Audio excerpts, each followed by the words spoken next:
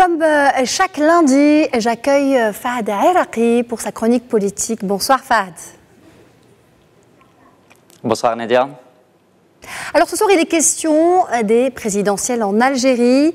La candidature de Abdelaziz Bouteflika pour un 5e mandat suscite une vague de colère sans précédent dans le pays, nous l'avons vu. Est-ce que ces manifestations risquent de continuer selon vous ?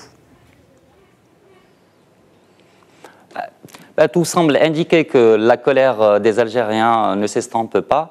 Les manifestations d'hier soir, juste après l'officialisation de la candidature d'Abdelaziz Bouteflika, que ce soit dans la capitale Alger ou dans d'autres villes du pays, le démontrent. Aujourd'hui encore, des rassemblements ont eu lieu un peu à travers tout le pays. Un grand rendez-vous est annoncé pour le 8 mars, c'est-à-dire vendredi prochain, pour une grande journée de mobilisation.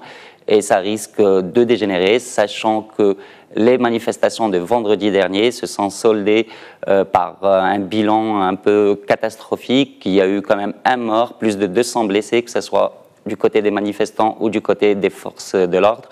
Donc on voit bien que les Algériens sont déterminés à faire face à ces tentatives de passage en force du président sortant. Il réclame juste le droit d'avoir un vrai président plutôt qu'un président très affaibli par la maladie et qui depuis des années n'est plus en mesure d'exercer pleinement sa mission de chef d'État. Alors, les Algériens ne veulent plus de Abdelaziz Bouteflika en tant que président, ça c'est clair. Mais pourquoi ne pas attendre le jour J, le jour de l'élection, le 18 avril, pour choisir tout simplement un des autres candidats en lice ? Alors peut-être un chiffre qui en dit long sur la situation, c'est que lors des 3 dernières réélections de Bouteflika, le score qu'il a eu avait dépassé les 80%. Et aujourd'hui, toute la presse algérienne s'accorde pour dire qu'il n'y a pas de rival en mesure ou d'adversaire en mesure de faire face au président Bouteflika. Son principal challenger, quelque part, Ali Belfis, qui lors de 2 élections était arrivé 2e, avait obtenu un score très très loin du président, même s'il avait eu entre 6 et 12% selon les élections. Et aujourd'hui, lui-même a annoncé qu'il n'ira plus à cette présidentielle, qu'il ne se porte pas candidat.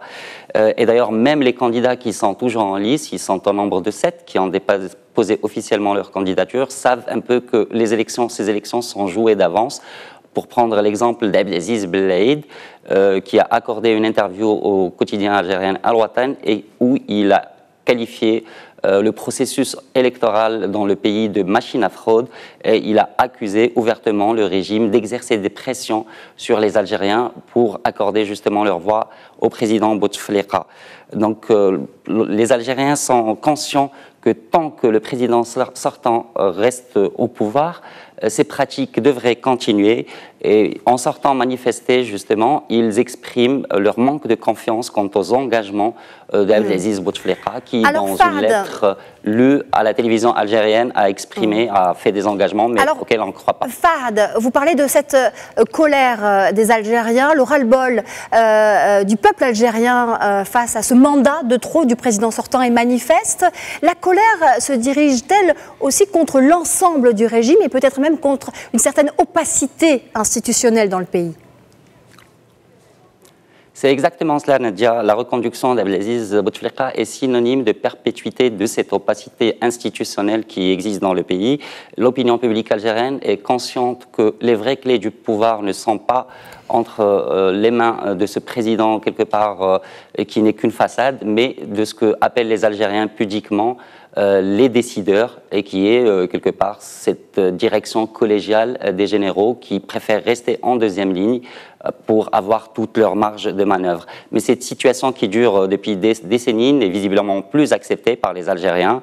Ils expriment aujourd'hui ouvertement le droit d'avoir un président exerçant réellement le pouvoir. Et ce droit a été affirmé avec courage et détermination lors de ces dernières manifestations. Une dernière question, Fahd Iraqi. Voilà, on ne peut espérer que Une dernière question sur ce mouvement de contestation inédit dans le pays. S'il se durcit, est-ce que on ne craint pas une grave déstabilisation de l'Algérie, mais aussi des conséquences pour la région du Maghreb dans son ensemble ?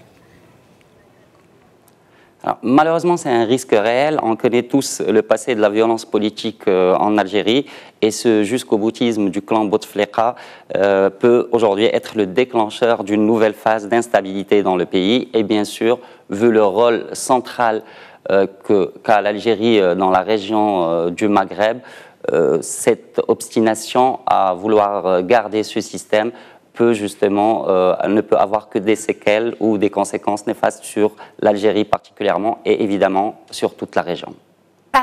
Merci pour toutes ces précisions. Je rappelle que vous étiez en direct avec nous depuis Rabat.